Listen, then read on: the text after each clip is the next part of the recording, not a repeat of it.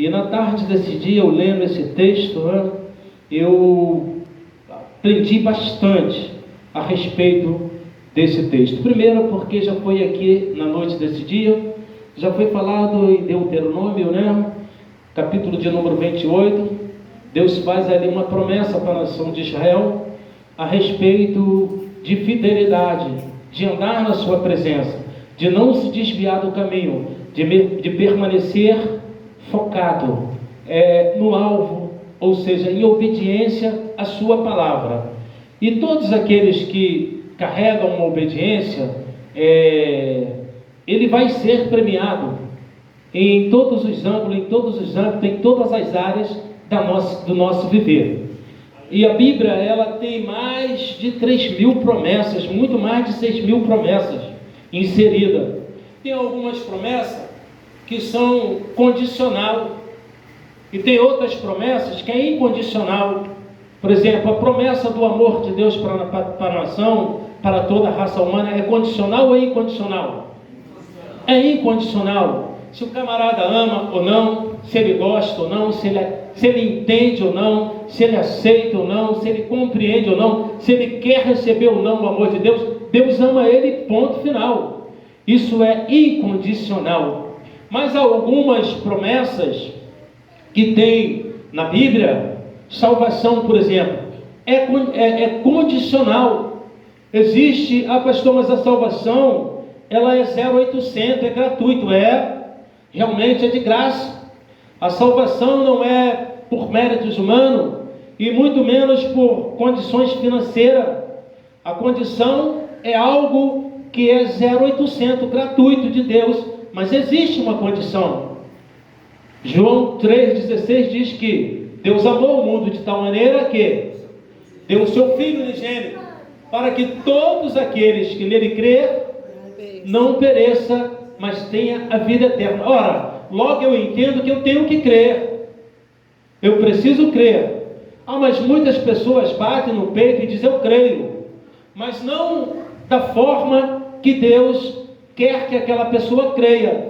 É a ponto de se entregar, é a ponto de se doar, de se ofertar, é de aceitar o plano salvífico de Deus. Então a condição, ela é condicional. Ela está condicionada à minha fé, à minha obediência, à minha entrega, à minha permanência na presença do Senhor. Não é assim? Então vejamos bem que em Deuteronômio vai dizer que quando o povo de Deus andasse guardando os seus estatutos, precisaria correr atrás das promessas?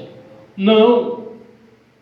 As promessas viriam atrás, nos perseguindo, ou seja, nos alcançando.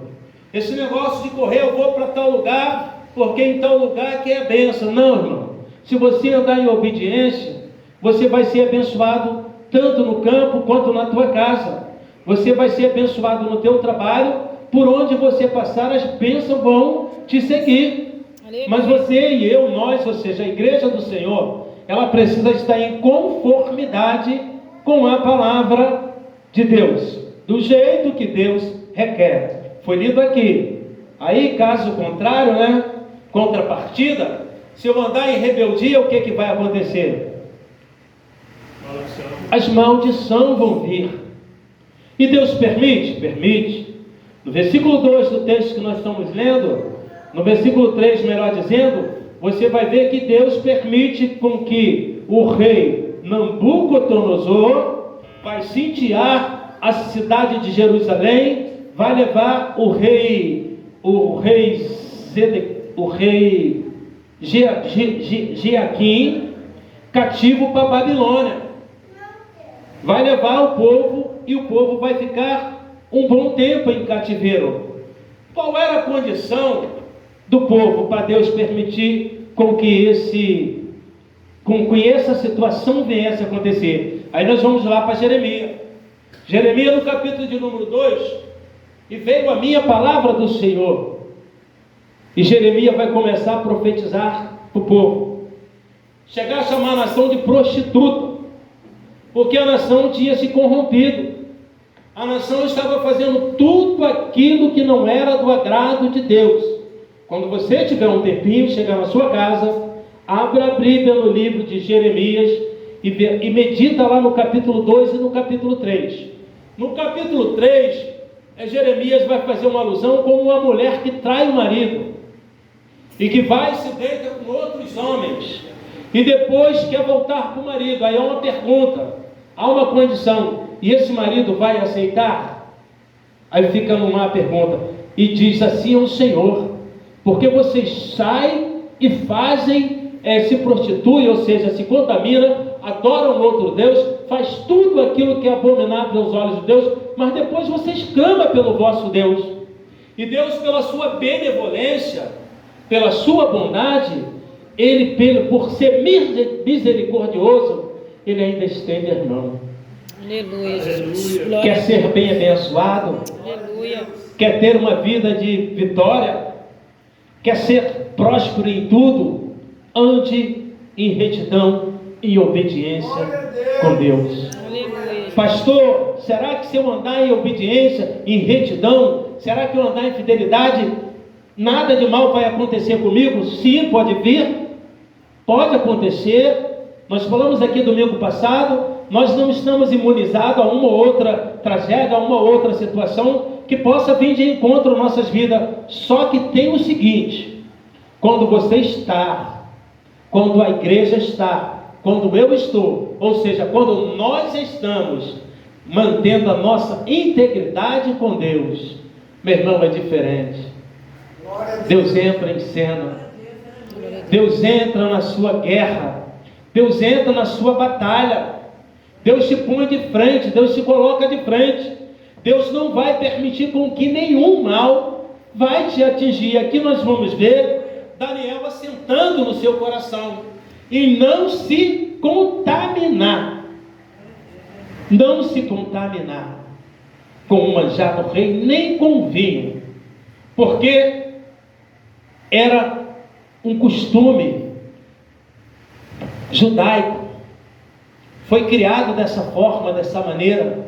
A nação, o rei poderia estar até andando pelo lado dos avessos, mas existiam homens em Judá, jovens, pessoas que estavam posicionadas. E nós sabemos muito bem que por causa de um malfeitor, por causa de uma transgressão de um, todos podem pagar o preço, sim ou não? Sim. Jonas estava no barco onde? Indo para onde? Para Tarsis. O destinário dele era Nínive, não era isso? E o que aconteceu naquele meio, naquele cenário? Aqueles homens quase pereceram por conta da rebeldia de um homem só.